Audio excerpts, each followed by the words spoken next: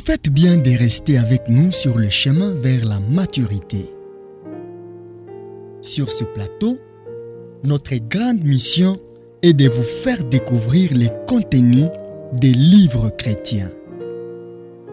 Ici, nous sommes convaincus qu'en écoutant et en lisant chaque jour la parole de Dieu, nous serons transformés à son image, grandir tel qu'il veut, être tel qu'il veut.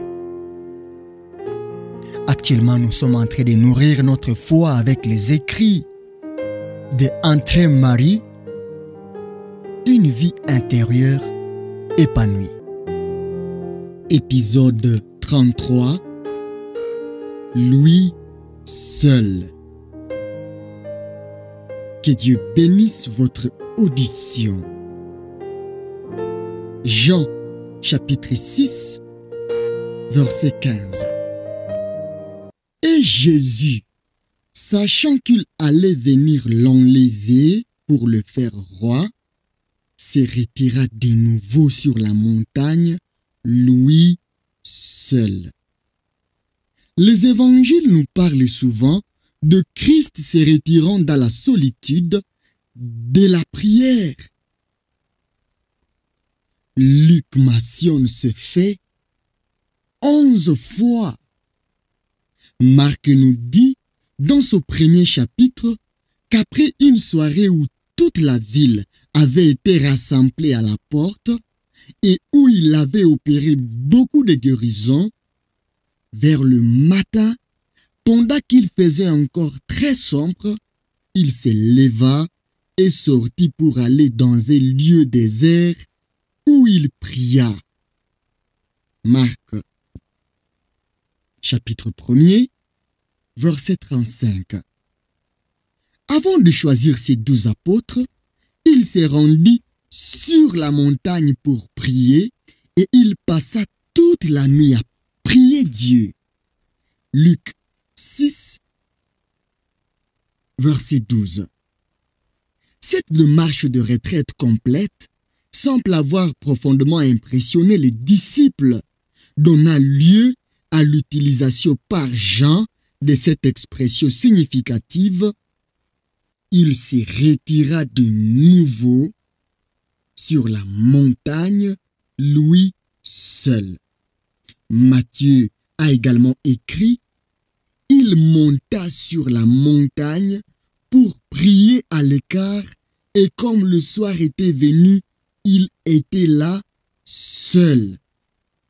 Matthieu 14, verset 23. Jésus-Christ, en tant qu'homme, a ressenti la nécessité d'une parfaite solitude. Cherchons amplement à savoir ce que cela signifie. 1. Lui seul, entièrement seul. Seul avec lui-même. Nous savons combien les relations avec les hommes nous éloignent de notre être intérieur et épuisent nos forces. Jésus-Christ, en tant qu'homme, le savait aussi. Il a senti le besoin de se retrouver lui-même, tout à nouveau, de rassembler toutes ses forces pour renouveler la conscience de ce qu'il était et ce dont il avait besoin, de prendre pleinement conscience de sa haute destinée, de sa faiblesse humaine et de son entière dépendance du Père. À combien plus forte raison l'enfant de Dieu a-t-il besoin de cela? Que ce soit dans le tourbillon des engagements sociétaux ou religieux, que ce soit pour l'entretien de notre propre vie chrétienne ou le renouvellement de notre pouvoir d'influencer les hommes pour Dieu, il y a toujours un appel urgent à tous les croyants à suivre les traces du Maître et à trouver les lieux et les moments où il peut enfin être avec lui seul. Deuxièmement, lui seul avec les réalités spirituelles. C'est dans le retrait total de tout contact avec les choses visibles et temporelles que nous sommes libres de nous soumettre aux puissances du monde visible et que nous pouvons leur permettre de nous dominer. Jésus avait régulièrement besoin de temps et de tranquillité pour tout en nouveau prendre conscience de la puissance du royaume des ténèbres contre lequel il était venu combattre et vaincre, du grand besoin de l'humanité qu'il était venu sauver et de la présence et la puissance du Père dont il était venu accomplir la volonté. Il est indispensable dans le service chrétien que l'homme se mette parfois à méditer intensément sur les réalités spirituelles qui lui sont intellectuellement familières, mais qui pourtant exercent souvent si peu de pouvoir dans son cœur et dans sa vie.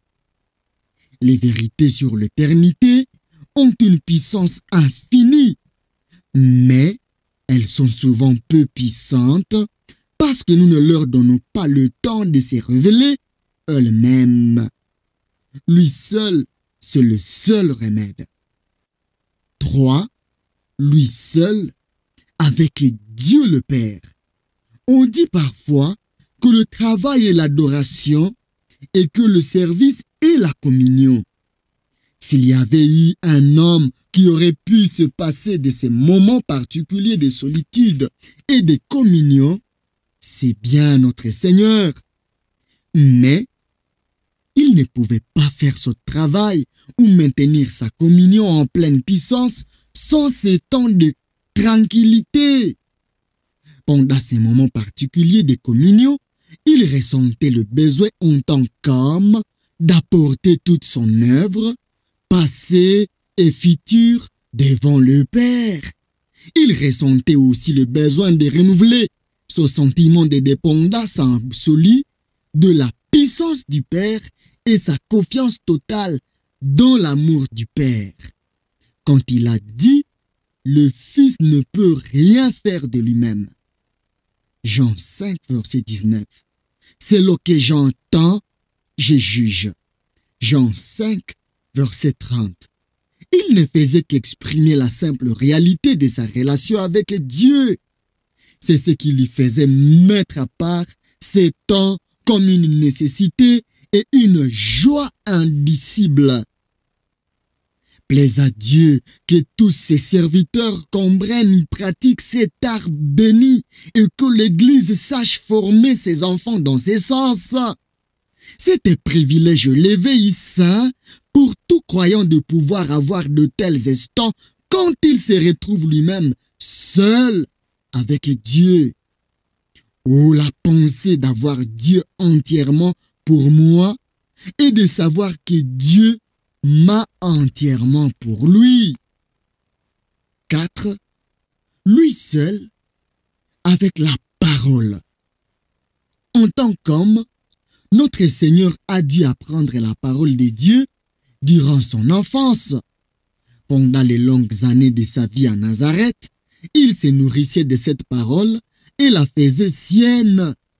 Dans sa solitude, il s'entretenait avec le Père sur tout ce que cette parole disait de lui, sur toute la volonté de Dieu qu'elle lui révélait pour qu'il l'accomplisse. Dans la vie du chrétien, l'un des plus profonds enseignements qu'ils doivent apprendre est que la parole sans le Dieu vivant profite peu, que la bénédiction de la parole vient quand elle nous amène vers le Dieu vivant, que la parole que nous recevons de la bouche de Dieu nous apporte le pouvoir de la connaître et de l'accomplir.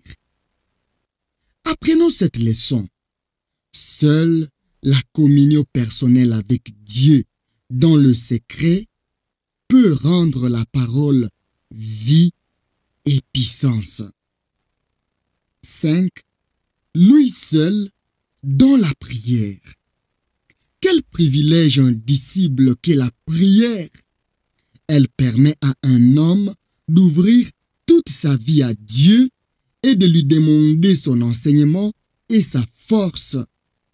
Essayez juste un moment de réfléchir à ce qui, pour Jésus, était le but de sa prière, à sa manière d'adorer, à son humble amour, à ses supplications, tel un enfant pour tous ses besoins. Aussi peu que nous puissions concevoir ceci de façon adéquate, pouvons-nous réaliser la bénédiction qui attend l'homme qui sait suivre les pas de Christ. Et c'est que la plus grande chose que Dieu puisse faire dans un homme, qui fait de ceci la source principale de sa joie, c'est d'être avec lui, lui seul. Lui seul, ces mots nous ouvrent tout grand le secret de la vie du Christ sur la terre et de la vie qu'il vit maintenant en nous. L'un des éléments les plus bénis de la vie qu'il vit en nous par son Saint-Esprit, c'est qu'il nous révèle et nous communique tout ce que la parole signifie par ces mots, lui seul.